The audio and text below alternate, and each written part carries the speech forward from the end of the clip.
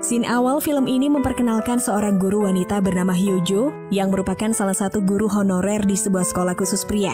Profesinya ini sangat rentan tergeser, terlebih karena Hyojo ini nggak memiliki koneksi.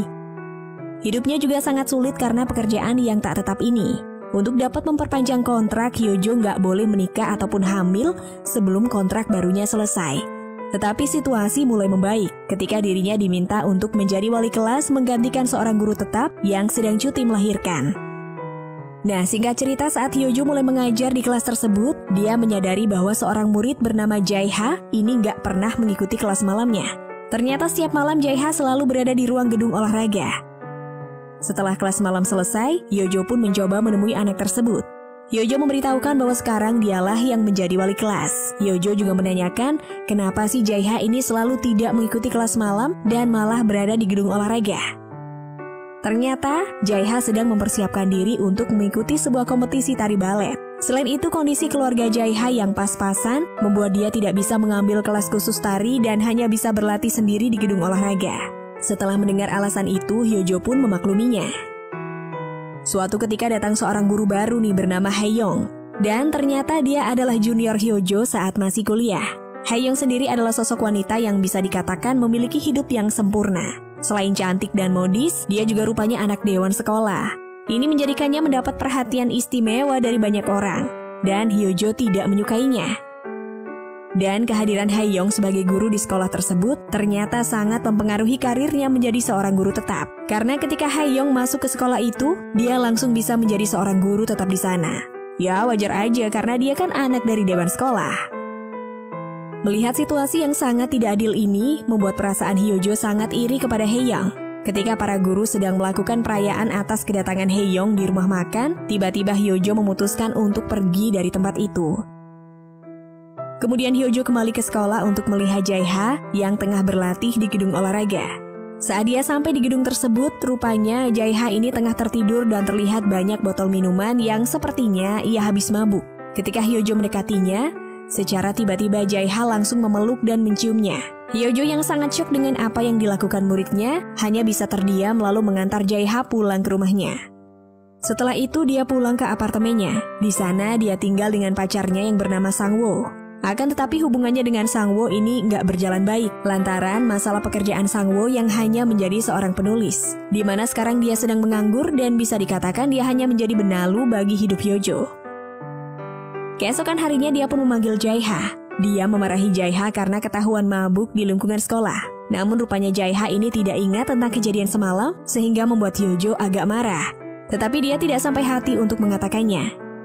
Setelah selesai memarahi Jae-ha, dia pun kembali ke ruangan guru dengan pekerjaan yang semakin banyak. Karena rupanya kepala sekolah melimpahkan semua pekerjaan yang seharusnya milik Hae-young kepadanya. Setelah selesai mengurusi semua pekerjaan, tiba-tiba Hae-young menghubunginya dan mengajaknya untuk makan malam bersama. Tetapi sesampainya dia di tempat itu, ternyata Hae-young tidak bersama ayahnya, melainkan bersama tunangannya yang bernama Min-ho. Alasan kenapa Hae-young melakukan ini adalah semata-mata agar bisa akrab dengan seniornya. Maka dari itu dia mengatakan bahwa dia bersama ayahnya agar Hyojo mau datang. Setelah selesai makan, Min-ho pun memberikan sebuah hadiah untuk Hyojo. Setelah mereka pergi, Hyojo membanting hadiah yang diberikan kepadanya. Di sini dia merasa seperti dihina oleh Hae-young karena menurutnya Hae-young hanya mau pamer saja. Tapi sebenarnya perasaan Hae-young ini tulus, di mana dia ini hanya ingin dekat dengannya sebagai seorang senior di tempat kerjanya. Karena dari awal ini Hyojo tidak menyukainya, maka yang ada hanya perasaan dengki tanpa melihat sisi baiknya.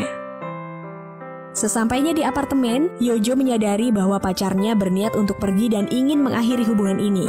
Hyojo yang mendengar bahwa pacarnya ingin putus, dia pun merasa sangat kecewa dan dikhianati. Pasalnya selama 10 tahun mereka menjalani asmara dan Hyojo sudah memberikan segalanya. Sekarang dengan gampangnya Sang-woo ini meninggalkannya tanpa ada timbal balik. Dan semenjak Sang-woo pergi, kini dia tinggal sendirian di apartemen tersebut. Keesokan harinya saat Hyojo hendak pergi ke ruang guru, secara kebetulan dia memergoki seorang murid tengah merekam rok Hae-young yang sedang berjalan. Dia yang mengambil hal itu pun langsung mengambil ponsel siswa tersebut. Walaupun siswa ini memohon-mohon untuk tak memberikan ponselnya pada Hae-young, tetapi dia tetap memberikannya kepada Hae-young. Lantas, dia menceramahi gaya pakaian Hae-young yang tidak sesuai dengan citra seorang guru, karena dirasa terlalu seksi. Setelah melihat foto tersebut, Haeyoung pun langsung menemui siswa yang memfotonya. Di mana dengan gampangnya Haeyoung memaafkan siswa tersebut dan memintanya untuk tidak mengulanginya lagi. Hyojo yang melihat sikap Haeyoung itu membuatnya semakin tidak menyukainya. Malam harinya nih saat kelas mengajar selesai, Hyojo pergi ke gedung olahraga untuk bertemu Jae-ha dan memberikan formulir pendaftaran lomba. Tetapi saat dia sampai di gedung olahraga ternyata Jae-ha ini tidak ada di sana.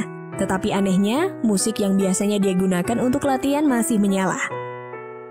Ketika dia mulai mencari Jae-ha di ruang penyimpanan alat olahraga, betapa terkejutnya dirinya melihat Jae-ha malam itu tengah bermesraan dengan seorang guru yang tak lain adalah Haeyoung.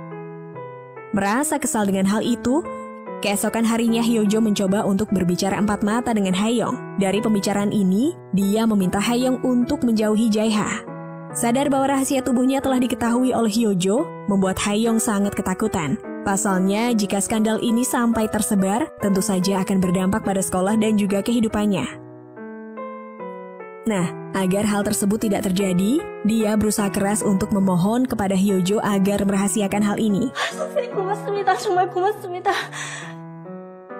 Di sisi lain, Hyojo yang sepertinya tertarik dengan Jae-ha, lalu memberikan sebuah perlakuan khusus pada muridnya ini. Di mana dengan uang pribadinya, dia membawa Jae-ha masuk ke kelas tari balet guna persiapan lomba yang semakin dekat.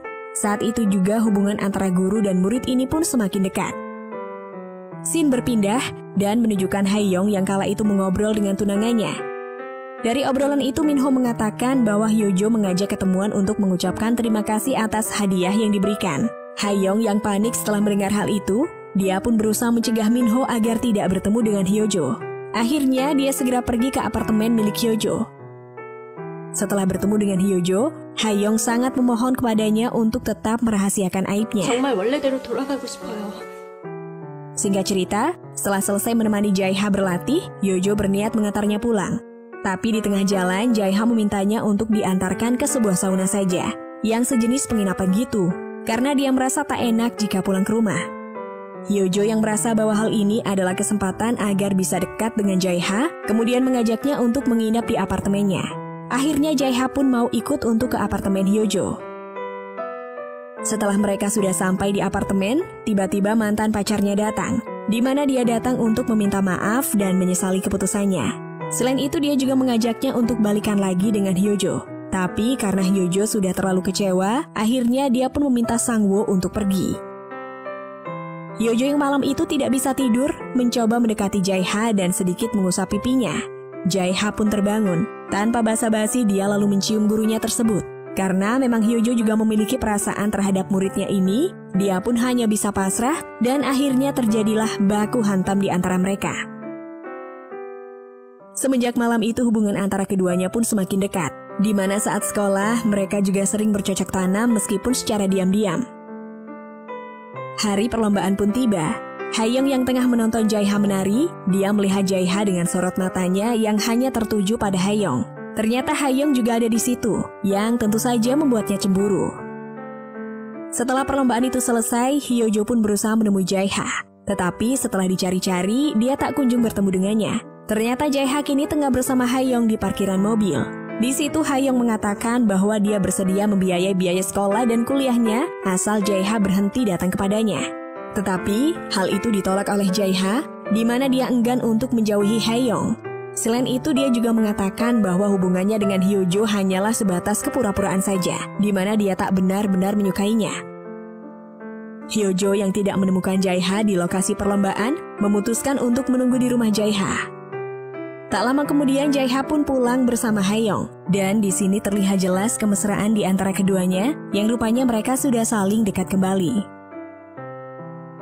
Keesokan harinya saat kelas dimulai, Hyojo meminta pada Jae-ha untuk ikut bersamanya, di mana dia ingin mendengar penjelasannya langsung tentang kemana dia semalam, sekaligus untuk memastikan tentang perasaan Jae-ha kepadanya.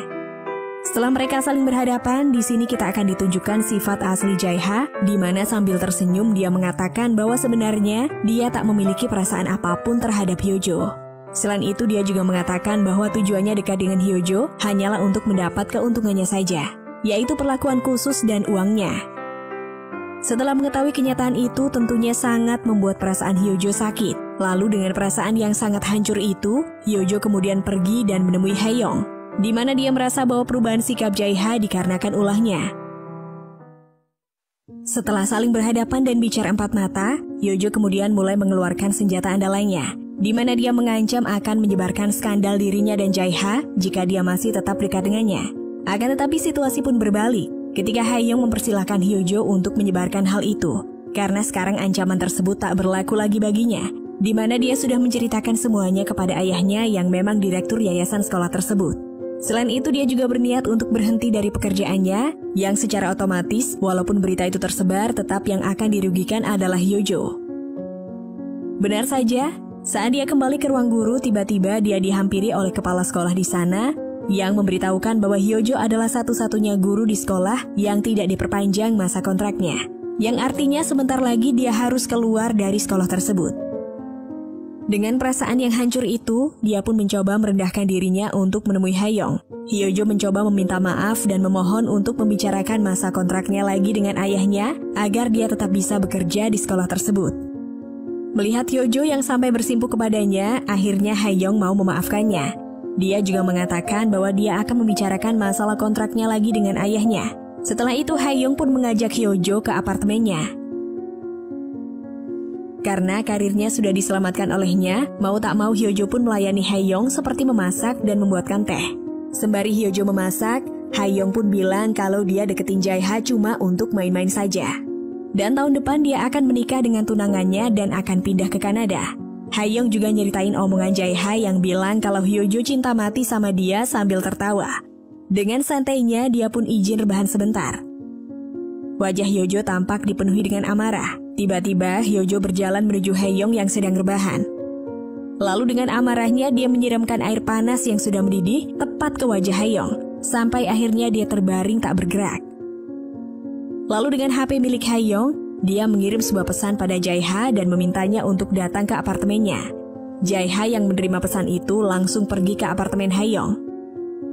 Jae-ha sontak kaget ketika melihat Hyojo di apartemen Haeyoung. Hyojo langsung bilang kalau Haeyoung cuma memanfaatkan Jae-ha tanpa ada rasa cinta, sedangkan dirinya benar-benar mencintai Jae-ha. Mendengar hal ini, Jae-ha malah kesal dan mendorong tubuh Hyojo ke sofa. Lalu dia pun melepaskan celananya dan dia mulai melancarkan rudalnya sebagai pelampiasan amarahnya. Dan Hyojo cuma bisa diam tanpa melawan. Setelah puas memakai gurunya, Jae-ha kemudian bersih-bersih ke kamar mandi. Sontak dia langsung kaget dan menangis sejadi-jadinya melihat jasad Haeyoung dengan wajah yang melepuh.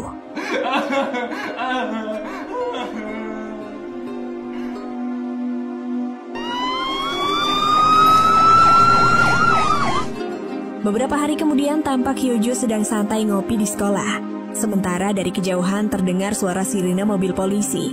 Meski demikian wajah Hyojo nampak tenang seperti tidak terjadi apa-apa sebelumnya. Sepertinya dia sudah siap dengan apa yang akan terjadi berikutnya.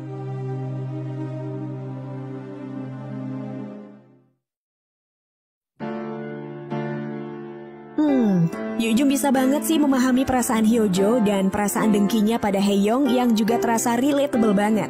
Jika ada sosok seperti Haeyoung di sekitar kita, rasanya juga sulit ya untuk nggak merasa iri. Hanya saja menurut Yujum sih, karakter Hyojo ini terlalu gelap, jadi sulit buat bersimpati kepadanya, ya nggak?